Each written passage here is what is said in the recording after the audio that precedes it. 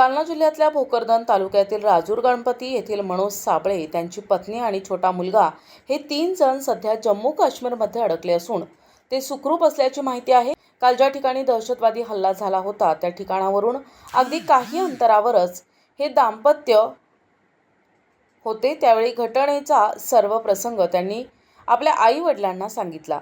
जम्मू काश्मीरमध्ये झालेल्या हल्ल्यामुळे त्यांचं कुटुंब सध्या चिंताग्रस्त अवस्थेत पाहायला मिळतंय।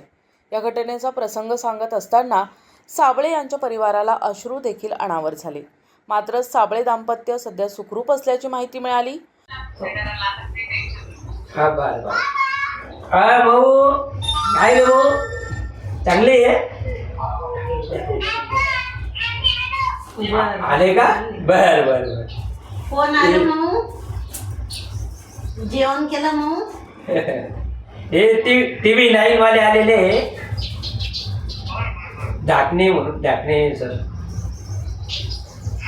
ते मुलाखत घेऊ लागले। बर बर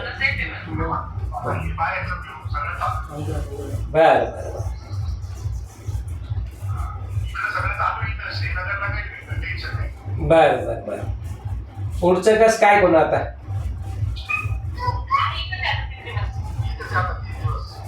तीन दिवस तिथंच? बर बर बर। हा हा चालेल। हो इकडं आले ना, आता इकडं फिरत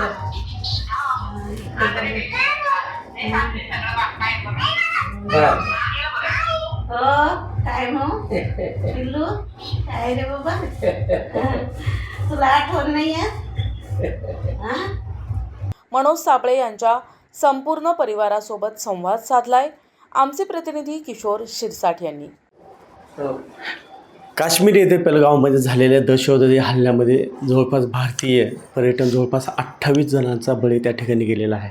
अशा निर्दयी या ठिकाणी अतिरेकीने जो हल्ला केला त्यामध्ये पर्यटनमधील जवळपास भारतातले त्या ठिकाणी अनेक पर्यटन त्या ठिकाणी फिरण्यासाठी गेले, परंतु दहशतवादीने जो हल्ला घडून आणला त्याचा बळीचा आकडा जवळपास 28पर्यंत याच्या अधिक असू शकतो अशीच प्राथमिक माहिती आपल्याला मिळते। आणि त्याच ठिकाणी जालना जिल्ह्यातील त्या ठिकाणी आपले राजूर इथले साबळे कुटुंब त्या ठिकाणी सुद्धा पर्यटनासाठी गेले होते। त्या ठिकाणी मी त्यांच्या परिवाराशी आपण त्या ठिकाणी संवाद साधूया।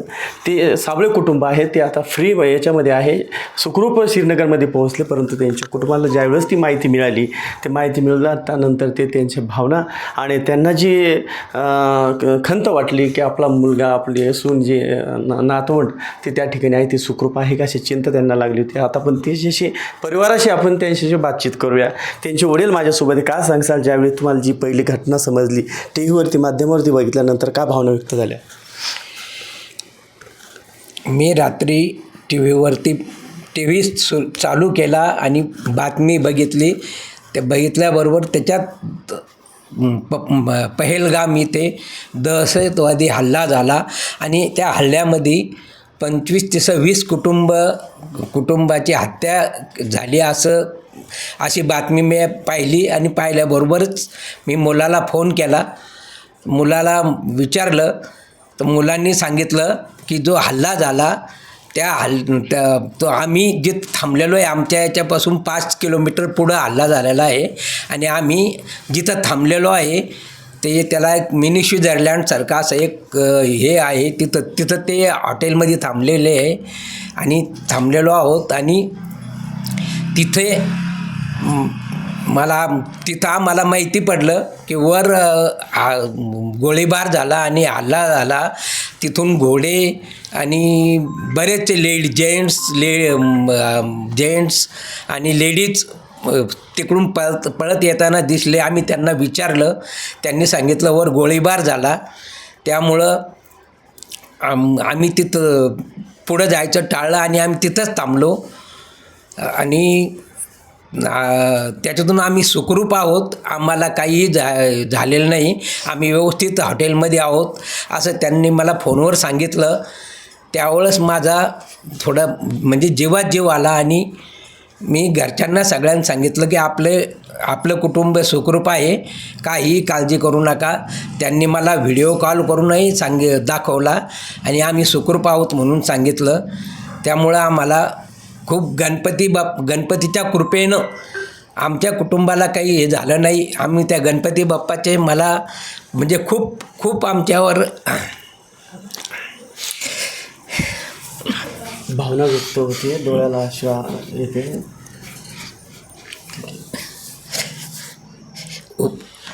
खूप गणपतीची कृपा आहे. प्रशासन अधिकाऱ्याशी काही बातचीत झाली होती, तुमचा संपर्क साधला गेला का? तहसीलदार साहेब यांचं मला नाही, आता सुखरूप आहेत, काही काळजी करू नका. मुलाने आता संपर्क केला तुमच्याशी. हे बघा, भावना व्यक्त होतात आणि त्यांना डोळ्याला अश्रू अनावर होतात. हा संपूर्ण परिवार आहेत, त्यांच्या बहिणी आहेत, बहिणी आहेत, भाचे आहेत, अशा सगळ्यांची चिंता त्यांची रात्रीपासून लागलेली आहे. अशा वातावरणामध्ये आता सध्या त्यांचं जे कुटुंब आहे, जे कुटुंब चिंता व्यक्त करत होतं, परंतु त्यांनी संपर्क केला, व्हिडिओद्वारे संपर्क केला. आम्ही श्रीनगरमध्ये आता सुखरूप आहोत, त्यामुळे चिंता करण्याची गरज नाही. आता भारत सरकारसुद्धा अलर्ट दिलेला आहे. भारत सरकारने निर्णय घेतलेले, देशाचे गृहमंत्री यांनी तातडीने जम्मू काश्मीरचा दौरा केलेला आहे आणि सर्व त्या ठिकाणी त्यांनी जे तिन्ही दल असेल, नौदल असेल, भूदल असेल, या सर्व यांना त्यांनी सतर्क राहण्याचा इशारा देखील दिलेला आहे.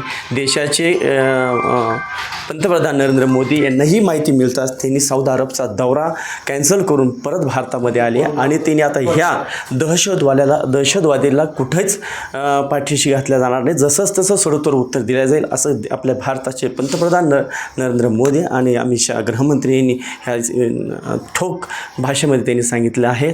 त्यामुळे आता जे साबळे कुटुंब आहे, आपण बघू शकता, त्यांचे जे साबळे कुटुंब आहे ते सुखरूप ह्या श्रीनगरमध्ये राहणार आहेत आणि त्या ठिकाणी कोणतीही चिंता करण्याची आवश्यकता नाही, असं देखील त्यांनी मोबाईलद्वारे संपर्कद्वारे सांगितले आहे.